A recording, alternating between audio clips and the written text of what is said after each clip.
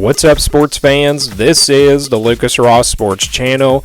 We continue with our 2025 college football predictions for the upcoming 2025 college football season. Up next is the Notre Dame Fighting Irish, a team that, of course, were the runner-ups in last year's national championship and coming off a pretty good year last year. I wouldn't say just pretty good, a great year for this Notre Dame team last year. They went 14-2 overall and made a playoff appearance, and they did finish 11-1 in the regular season. My thoughts on this Notre Dame team before we get into the actual prediction for 2025. Well, it all starts with the quarterback. That's probably the only one position I'm concerned about for Notre Dame heading into this 2025 season. They lose Riley Leonard at quarterback, obviously a pretty big loss there. He was a really good quarterback for this Notre Dame team, ran the football pretty well.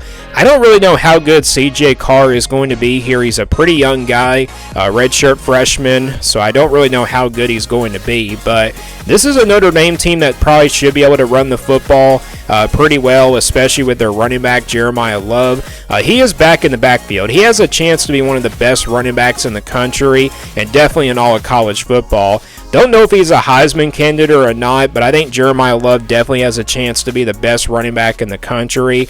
Offensive line, I think, is going to be pretty good. Same thing with the wide receivers, but again, I think this offense is definitely going to focus on running the football a lot more than passing the football, if that makes sense. And then defense, I think that defense is going to be pretty much the strength of this entire Notre Dame team. Obviously, you got Marcus Freeman's defensive background, so yeah, Notre Dame overall should be still a pretty talented team, considering all the losses that they had from last year's team. Here's a look at their schedule for 2025. And again, Notre Dame was 14-2 last year. And so let's go game by game, and I'll give you my official prediction for this Notre Dame team for 2025. And it all starts with a big game on the road at Miami on August 31st. They will play this one on a Sunday. And I actually saw a time for this game. I think it's at 3:30 Eastern time in the afternoon on that Sunday. So kind of an early game for a Sunday matchup in college football.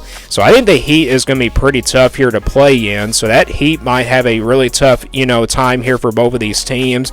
But you look at this Miami team, they're going to be pretty talented. They may not be as good as they were from last year. They got Carson Beck, a veteran quarterback, coming in from the transfer portal. I really don't know how good he's going to be here for the Hurricanes, but this is a very talented Miami team. They do reload just like Notre Dame does every year, but it really comes down to what they do on the field. And Mario Cristobal, we've seen him have his ups and downs sometimes in big games like this. And again, Miami is going to be a pretty good team. Don't get me wrong, they're still a top 25 team and possibly a top 15 team as well, but this is a pretty exciting matchup. I do expect a back-and-forth game here. I don't know if it will be a shootout or not, because I feel like both defenses are going to probably rule the day in this one. But yeah, Notre Dame's defense, I do like it better than Miami's, but I've kind of had a tough time with this one. And also, this is the first kind of real test for CJ Carr, and I think it's going to be pretty tough for him. Notre Dame going to try to probably run the football in this game. But I think Miami probably playing at home, that's probably going to be the difference in this one. Again, I've had a tough time picking this game between these two teams, and I'm actually going to go with the Hurricanes in this one to win it.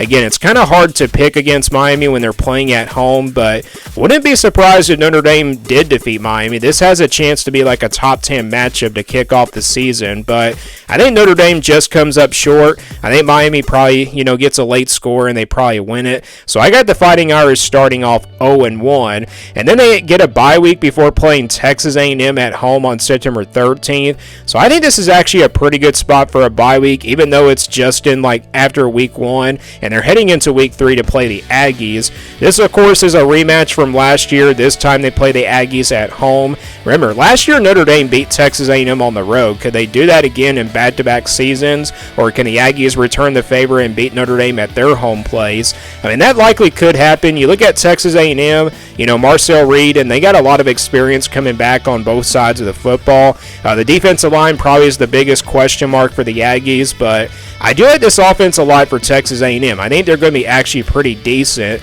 at running the football as well. These are two teams that would like to run the football both offensively.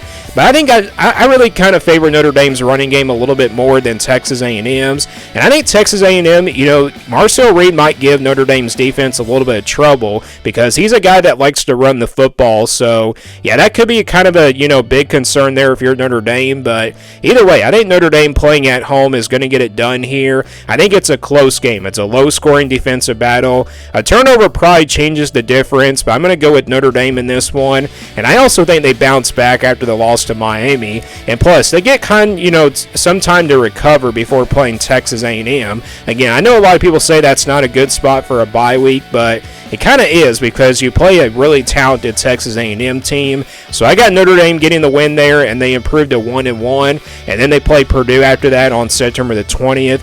Don't really see this game being all that close. I don't think the Boilermakers are going to be really good this year. Obviously, it's a new era down there for Purdue. Barry Odom takes over as the head coach. I just don't think it's going to be a really good first year, even though some of these first-year head coaches can make a jump right away. But I think Notre Dame takes care of business. They win this one by at least like 20-plus points, and I got Notre Dame improving to 2-1. But next they play Arkansas on the road on September 27th. Interesting non-conference game here. They're playing a couple of SEC teams out of the SEC in the non-conference, or actually in the non-ACC opponents, because Notre Dame is not typically in a conference. They're an independent team. But you look at this Arkansas team, I think they're going to be pretty solid on the offensive side of the football. I mean, obviously, Bobby Petrino, the offensive coordinator, can make this offense very explosive.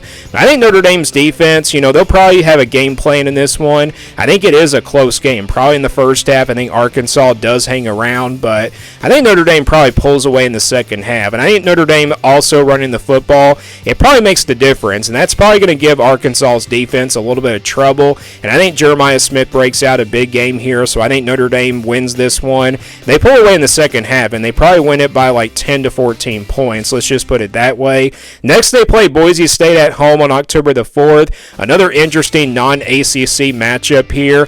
Boise State, though, I don't think they'll be as good as they were from last year. Ashton Genty gone and everything, so that's definitely a big loss there for Boise State. But, obviously, they're a pretty well-coached team. They're one of the top teams out of the Mountain West, so this will not be an easy game for Notre Dame. But I still think Notre Dame is definitely the better team. They win this one. I think they win it by at least 10 to 14 points as well. So I got Notre Dame winning that one, and that puts them at 4-1. Next, they play NC State at home on October the 11th. And look at this stretch here. They're playing 3 home games in a row from October 4th to October 18th. They don't have to go on the road at all in the month of October, but they play NC State. I think this is going to be a pretty solid NC State Wolfpack team. They're always well coached, but I think Notre Dame playing at home, they're definitely the better team in this one. Maybe it's close for, maybe quite a few minutes, but I think Notre Dame does definitely win this one. So I think Notre Dame wins it here. I want to say by like 10 to, 14 to 17 points. Let's just put it that way. And I think they improved to 5-1. Next, they play USC at home on October 18th.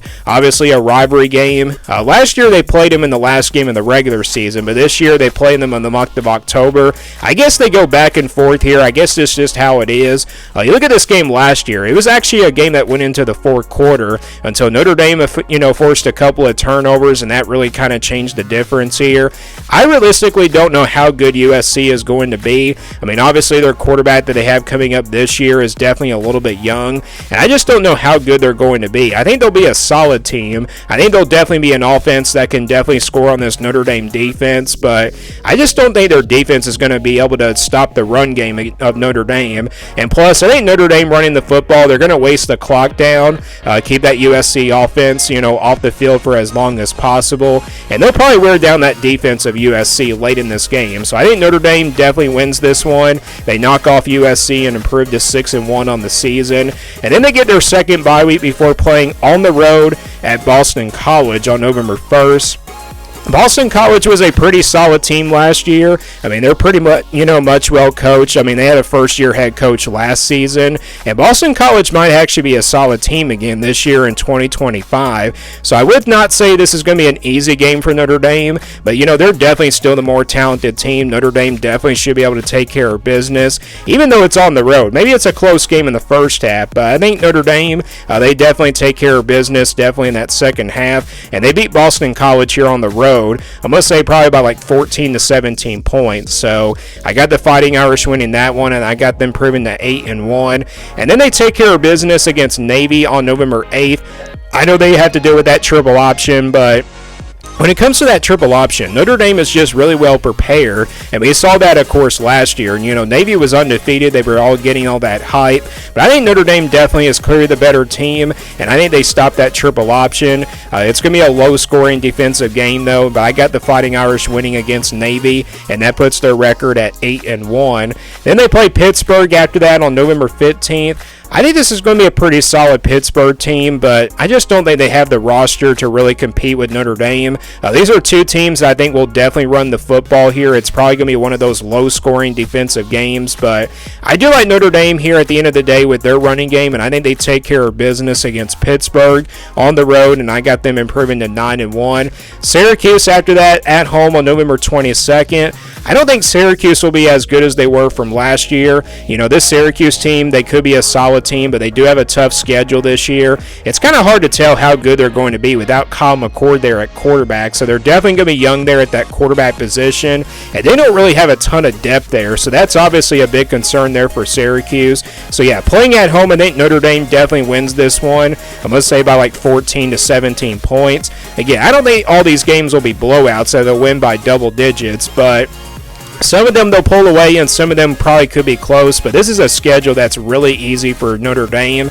And then after that, they close things out with rival Stanford, and they will play this one on the road on November 29th. Another game that I don't think it's going to be all that close.